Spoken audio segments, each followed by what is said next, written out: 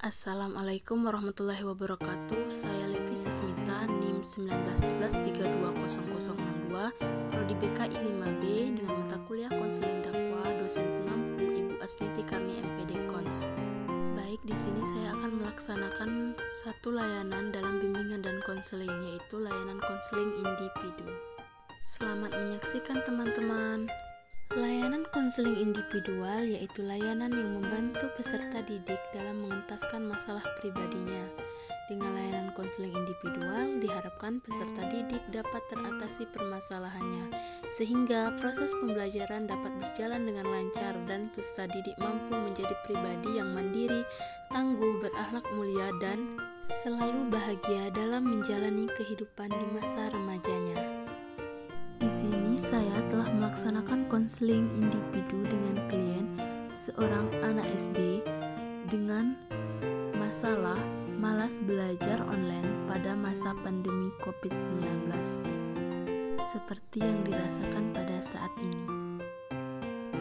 Penyebab malas belajar online anak pada masa pandemi: perubahan dari pembelajaran tatap muka menjadi pembelajaran online rupanya menimbulkan rasa malas belajar pada anak.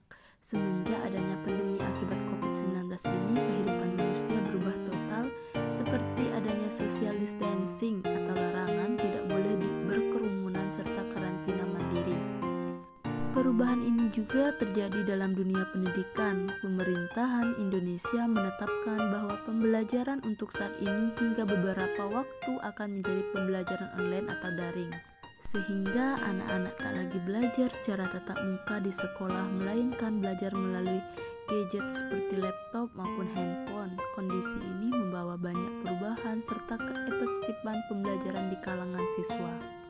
Sarana tidak memadai, siswa harus mengeluarkan lebih banyak uang untuk membeli perangkat elektronik yang memadai serta kuota internet. Menjadi pembelajaran online ini tidaklah mudah untuk dilakukan. Ada beberapa faktor penyebab siswa merasa malas belajar online dibandingkan belajar tatap muka. Yang pertama, perbedaan suasana. Penyebab siswa malas belajar online yang pertama adalah adanya perbedaan suasana antara belajar di rumah maupun di sekolah. Siswa sudah sangat terbiasa menjadikan sekolah untuk tempat belajar, sedangkan rumah sebagai tempat untuk beristirahat.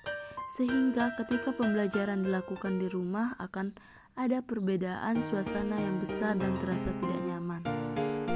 Yang kedua, pembelajaran yang tidak menarik. Merasa bosan karena pembelajaran yang tidak menarik juga menjadi penyebab siswa malas belajar online. Pembelajaran online yang dilakukan individu di rumah ini menyebabkan siswa harus membaca dan mengerti sendiri pelajaran yang diajarkan pada hari itu. Banyak siswa merasa kesulitan memahami materi yang diajarkan karena guru hanya memberikan tugas tanpa menerangkan dengan jelas. Saat belajar online, siswa dituntut untuk menjadi pembelajar yang mandiri, yaitu mencari lebih banyak pengetahuan dari sumber manapun. Akan tetapi, tidak semua siswa dapat beradaptasi dengan cara ini, terutama untuk siswa yang dengan tipe belajar yang pasif. Siswa-siswa dengan tipe belajar yang pasif biasanya membutuhkan penjelasan mendetail dari guru untuk dapat memahami suatu materi. Selanjutnya, koneksi internet. Penyebab siswa malas belajar online yaitu karena koneksi internet yang tidak mendukung. Di beberapa daerah di Indonesia, sinyal tidak mudah ditemukan, sehingga kualitas internet sangat tidak mendukung untuk pembelajaran. Pada pembelajaran online, internet merupakan hal yang paling utama dibutuhkan. Selain di kelas, diadakan melalui aplikasi online seperti Zoom dan Google Meet. Mengumpulkan tugas juga harus dilakukan secara online. Banyak siswa merasa takut tidak dapat mengumpulkan tugas tepat waktu karena lambatnya jaringan internet. Tidak hanya itu, materi pelajaran pada pembelajaran online juga didapatkan dengan cara download melalui internet yang membutuhkan banyak waktu dan kuota. Sehingga siswa tidak hanya dibebani oleh pembelajaran tetapi juga oleh koneksi internet dan uang yang dihabiskan untuk membeli kuota.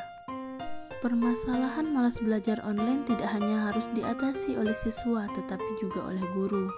Guru sebaiknya memberikan tugas yang tidak terlalu banyak serta menjelaskan dengan sebaik-baiknya hingga siswa mengerti. Selain itu, guru juga harus memahami bahwa tidak semua koneksi internet siswa bagus dan stabil, sehingga mungkin bisa menggunakan materi ajar yang tidak terlalu berat untuk didownload. Bagaimana sih melawan rasa malas belajar online di rumah? Yang pertama, cari teman untuk belajar bersama. Sendiri kadang menjadi sangat membosankan, terlebih ketika kita belajar di rumah untuk beberapa orang. Suasana yang hening akhirnya memunculkan rasa jenuh, tidak produktif, dan malas belajar. Maka dari itu, mencari teman untuk belajar bersama bisa menjadi solusi tepat. Selain suasana akan bertambah ramai, kalian juga punya teman untuk mendiskusikan materi yang sedang dipelajari. 2. Temukan tempat yang nyaman dan inspiratif sesuai keinginanmu. Tempat memang memiliki pengaruh besar ketika belajar. Tempat yang nyaman cenderung lebih mudah untuk memberikan inspirasi dan membuat produktivitas di dalam dirimu berjalan dengan baik.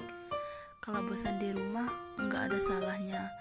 Tapi cari tempat belajar di luar seperti kafe, taman, atau working space yang kini banyak tersedia di berbagai sudut kota. 3. Setelah belajar dengan istirahat secara berkala. Belajar dan bermain. Misalnya, hari ini akan belajar selama 3 jam, maka atur setiap 15 waktu belajar untuk istirahat sejenak. Bisa pakai waktu tersebut untuk meregangkan tubuh, memeriksa notifikasi di handphone, makan cemilan, dan sebagainya. 4. Pasang target pasti. Buatlah mindset setiap kali belajar, maka kalian akan mengetahui ilmu baru yang berguna. Pasang target materi yang harus dikuasai pada setiap sesi pembelajaran. Dengan begitu, sehingga dapat lebih mudah untuk mengukur level kemampuan yang ingin diraih. Selain itu, mengingat ilmu baru setiap kali belajar akan menambah motivasi. Yang terakhir, self reward. Ini dia yang paling penting, self reward yang berarti penghargaan untuk diri sendiri. Bicara tentang memberi hadiah, ternyata bukan hanya dapat memberikan orang tua, saudara, sahabat, atau siapapun itu. Kita juga bisa membelikan hadiah spesial untuk diri kita sendiri. Mengadakan self reward akan membuat kita lebih semangat dalam belajar.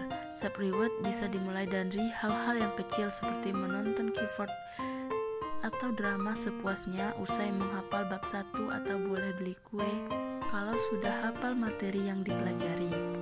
Baik, itu saja layanan konseling individual dari saya. Sekian, terima kasih. Wassalamualaikum warahmatullahi wabarakatuh. Semoga layanan ini dapat bermanfaat untuk kita semua.